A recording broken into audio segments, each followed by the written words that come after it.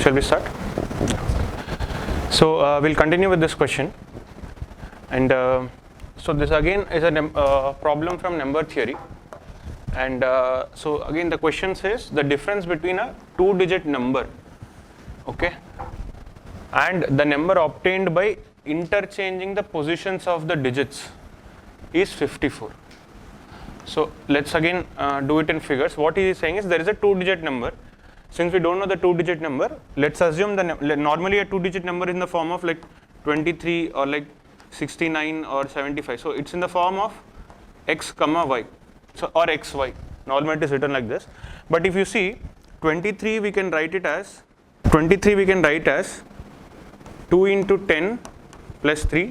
Since 3 is in the units place and 2 is in the tens place, we can write like this. Similarly, 69 can be written as 6 into 10 plus 9, and 75 can be written as 7 into 10 plus 5. So similarly, we can write xy as x into 10 plus y. Okay, this you remember, and this will be useful for you whenever they give, or if you, let's say if they give zxy, okay, and this is a 3-digit number. So this will be what? Z into 100, because Z is in hundreds place, plus x into 10 because 10 is in tens, x is in tens place, plus y which is in units place. You can also write this as 1 because y is in units place. So a 2-digit number, you can write it in this form. You remember this will be helpful in other types of problems also. So what is he saying is the difference between a 2-digit number and the number obtained by interchanging the position. So let's say xy is the given 2-digit number. By interchanging, you get what? Y into x.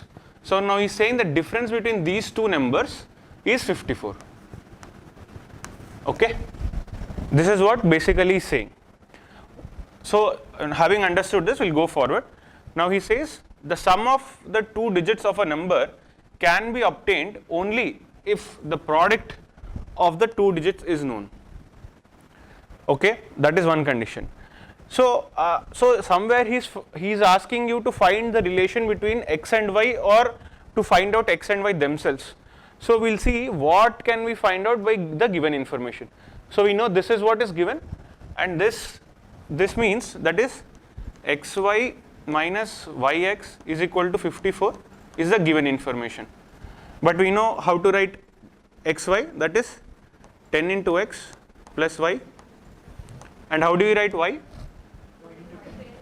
Yeah, 10 into y plus x is equal to 54. Now you see this will be 10x plus y minus 10y minus x is equal to 54. Now this you can write it as 9x minus 9y is equal to 54. And if you further simplify, you get x minus y is equal to 6. So yeah.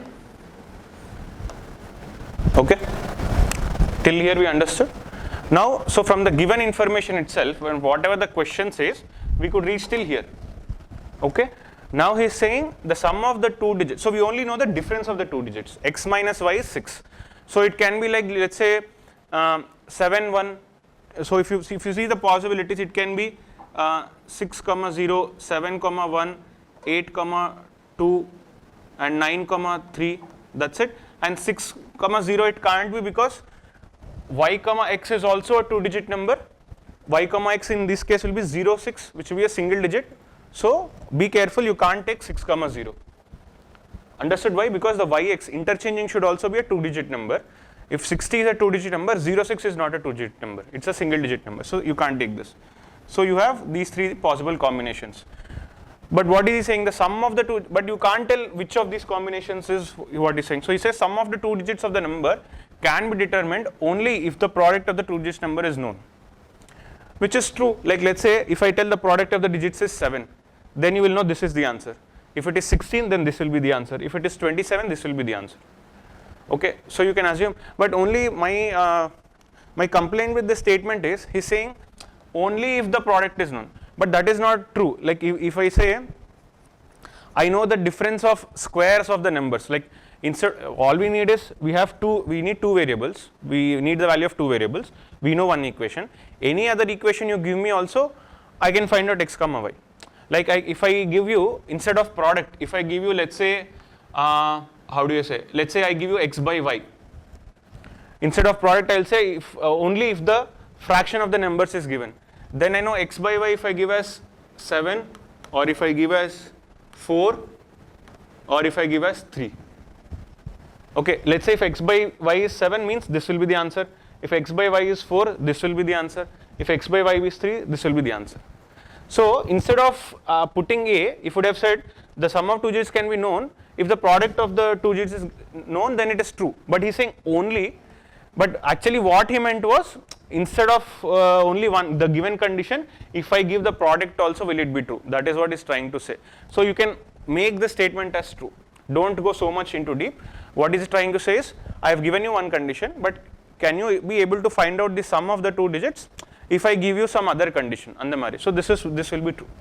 Next is saying the difference between the two digits of the number can be determined, which we have determined already. Just from the given condition itself, you can determine x minus y equal to 6. So this statement is also correct. So the answer will be C. Okay, any doubt in this? Yeah, so this is again a different model. Age calculation is generally asked in CSAT. This is one of them, and this is a typical problem that they ask. So what is he saying? X said to y, at the time of your birth, I was twice as old as you are at present. And if the present age of x is 42 years, then consider the following statements. So let's see what he's trying to say.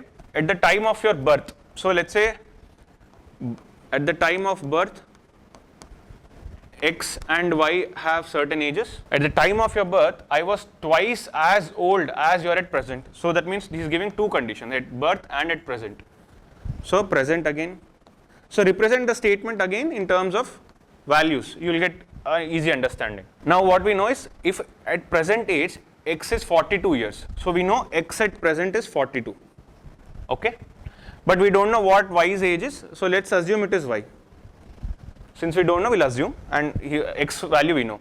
So what is saying, at the time of your birth, I was twice as old as you are at present. So x is telling to y. So what is y's age at present? It is y. So what is telling x, when you were born, my age was twice as your age is now. That means this is 2 into y. Get this? He is telling when you were born means at the birth of y, means at that time y's age will be 0 because y was born at that time. So he's telling when you were born, that is when your age was 0, my age was twice what your age is now at present. So this is the condition.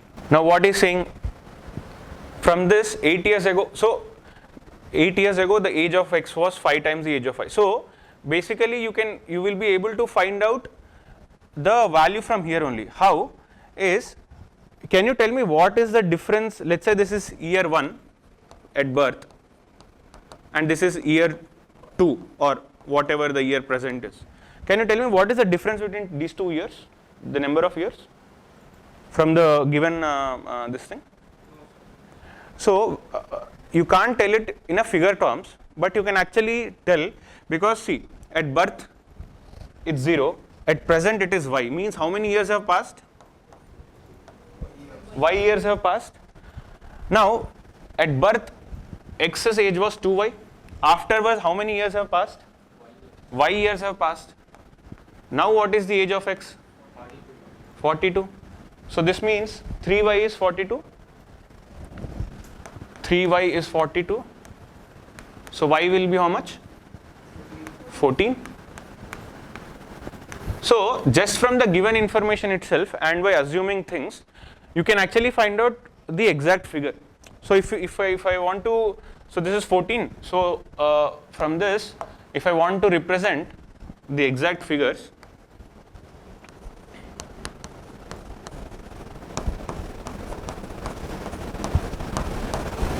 so x is 14, so this is what? 28, 0, 42 and 14. So now you see whether it is correct or not. What is x is telling? Now you are 14, but when you were born I was 28, double of your age. That means 14 years have passed since this incident has happened. So this we can know. Okay, this we got it from just from the given conditions. Now he's saying 8 years ago the age of X was 5 times the age of Y. So let's now find out 8 years ago. 8 years ago is 8 years ago from the present. Okay. Now what will be the age of X 8 years ago? How much? Yeah. No, don't make these mistakes. Okay. It will be 34, and this will be how much? 6. So what is he saying? Age of X was 5 times the age of Y. Is it true? Is the statement is true? More than 5, because 5 times would be 30. So this statement is wrong. After 14 years. So next, after 14 years from the present. Okay. So 14 years future. What will be the 14 years in future? The age of X? 56. And of Y? 28. What is he saying? The age of X would be 2 times the age of Y. Is it true? Yeah. In this case it is true, because 28 2s is 56. So the option would be B. So in such questions, this is always a repetitive question in CSAT. They give some condition to you, some number of years, generally 2 times, 3 times they ask. From that you have to derive. So always remember, when they give such things, it's always good to find out the exact figures as we have done here. Then your solving options will be easier for you. So always assume when you don't know, and if you carefully see, as we have seen, from birth to present, there is always Y years have passed. Some kind of such condition will be existing in the given question itself, and that you need to find out. Then you will be able to find such exact values, and you can solve. Okay, we'll go for the next question. Yeah, and again, this also is a repetitive question. Profit and loss is a model of question. So what he is saying is, if the price of an article is decreased by 20%, and then the new price is increased by 25%, then what is the net change in the price? Okay, so the question is simple, but let's see the calculation. He's saying, let's say again, if the price, we don't know the price, he's saying decreased by 20%, then the new price is increased by 25%. So here a general way would be to assume the price. Since we don't know the price, you can assume it as some P or some X, but there is nothing which prevents us from assuming the price to be 100. For simplification, I'm telling. Had it been, some other condition would have given, then maybe assuming would have been wrong. But for our calculation to be simple, we can assume the price to be 100. Okay, so let's assume price is 100. Normally we should have assumed it as X. Okay, what is he saying? Now the article price is decreased by 20%. Okay, so P1, that is the new price. So if you decrease 20% of 100, how much will it be? 80. So 20% of 100 is 20. So you subtract that 20. So I'll also write simultaneously. Okay, let's say this is X.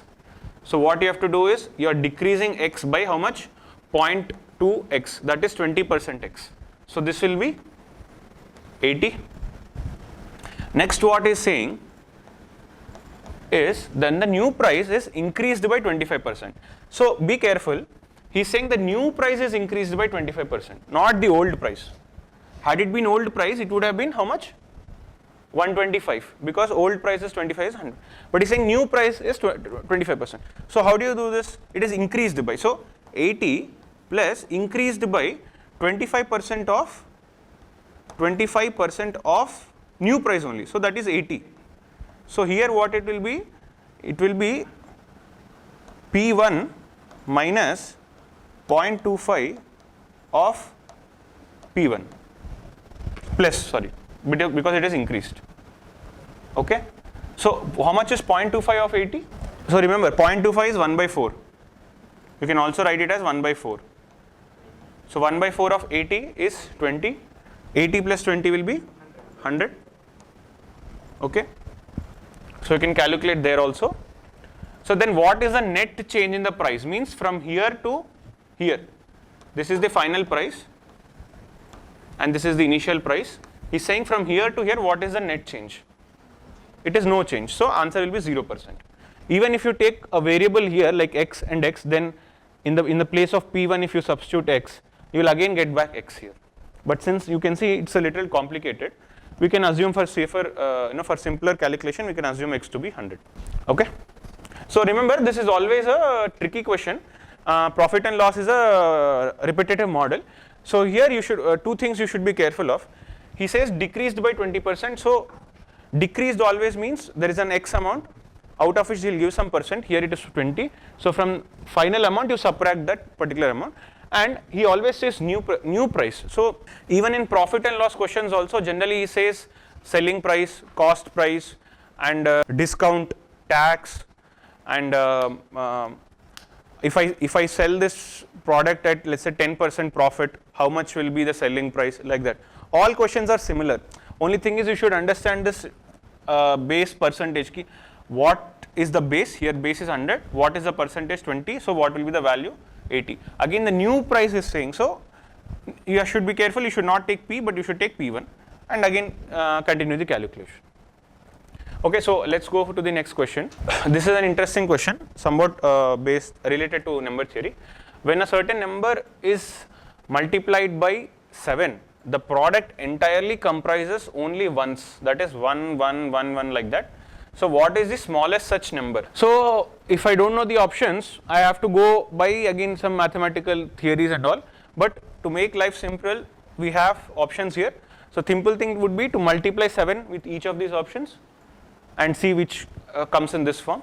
Okay, that is like the first condition.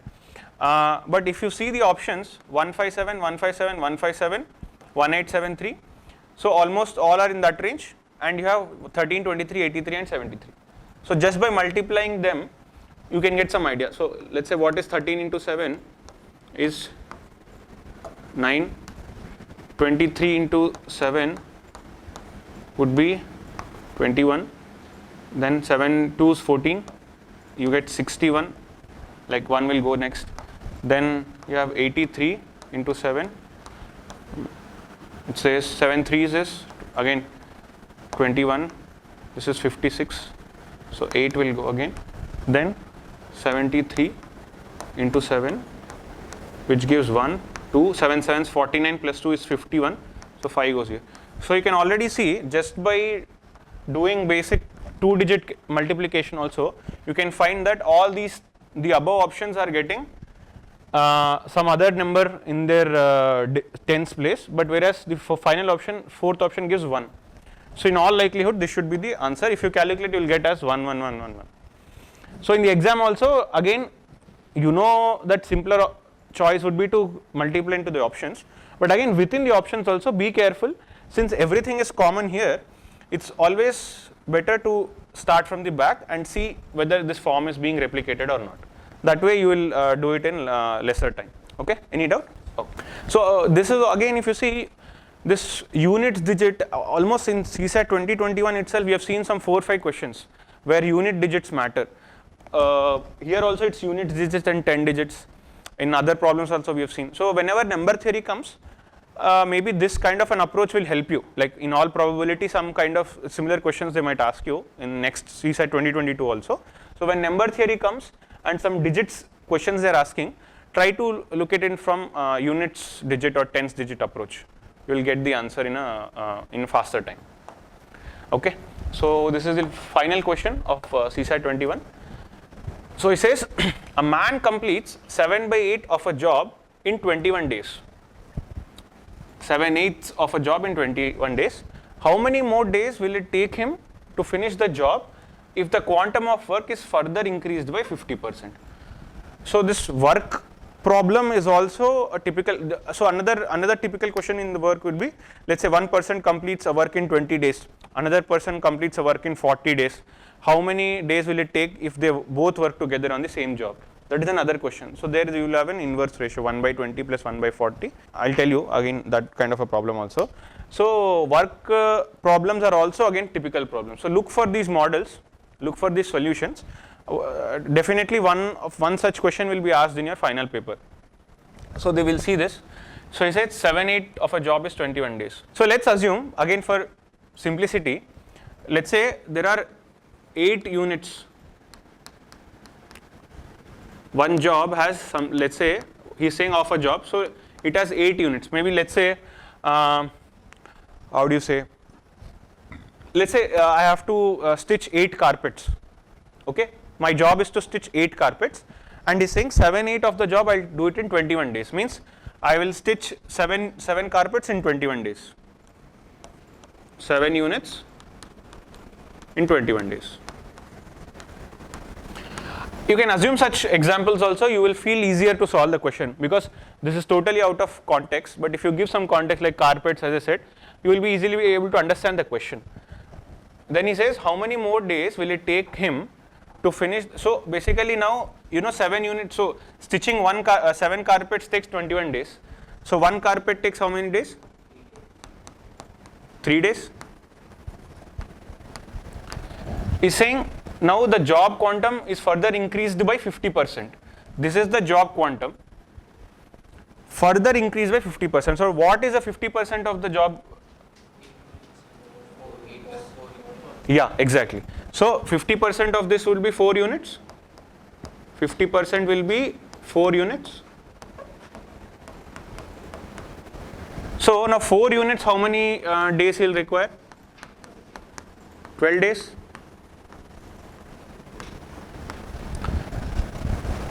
So basically now his total job is 8 units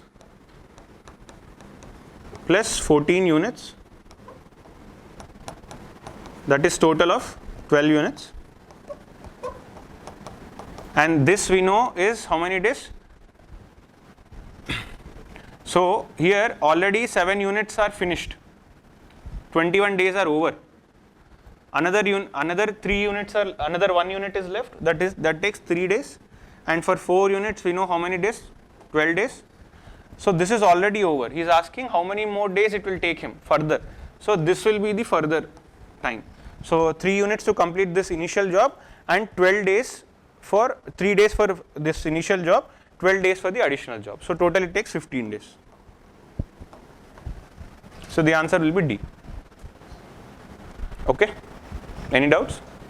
So this you remember, such job questions will ask. So just for an example, let's say there's another similar question they ask. Let's say X takes 20 days to finish one job, then Y takes 40 days. Then if both start working, how many days it will take for time? So initially maybe you think 60 days. But intuitively, if people are working together with such efficiencies, they will take less time. So how do you go about this? Let's say 1 unit takes here how many? 20 days. 20 days. So in X, he'll do 1/20 of the unit in 1 day. Yeah. Similarly, Y, 1 unit will have 40 days, means Y is a little slower. So obviously in 1 day he will perform less, 1/40 he will perform in 1 day. Yeah. So in 1 day, if you put both of them together, how much work they'll do? They'll be able to do, so both if they start working in 1 day, 1/20 plus 1/40 of units in 1 day. So this will be how much? 3/40 units in 1 day. Okay. So how many days will take to complete 1 unit? It will be 40/3 days. That is nearly how much? 13 days. Approximately 13.33, let's say 13 days. So you can see it is less than 20 and less than 40. So if both start working together, number of days will be taken less, which will be less than the least of this. 20, it will be less than 20 also. That is 13. So this is a typical problem. You can maybe note down this method. You will be able to use it in other problems. Okay, so we have finished CSAT 2021. So I have just made some 3 slides for general CSAT, what is the pattern and what is the some tips and tricks I have just prepared. We'll go through that once, and we will see this 2020 paper based on those tips and tricks and the topics that are covered. We'll just fastly go through 2020 paper. Okay, and after that if you have any doubts you can ask. Okay.